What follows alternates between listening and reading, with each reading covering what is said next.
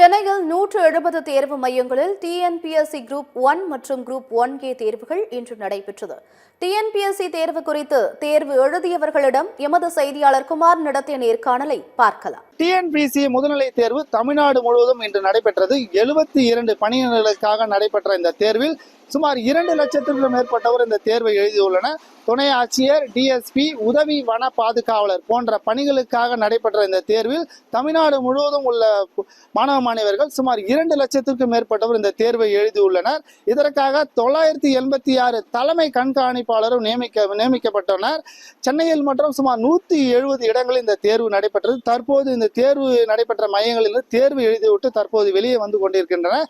அவர்களிடம் இந்த தேர்வு எவ்வாறு இருந்தது, இந்த தேர்வை எவ்வாறு கையாண்டார்கள் என்பதை அவரிடம் கேட்போம்.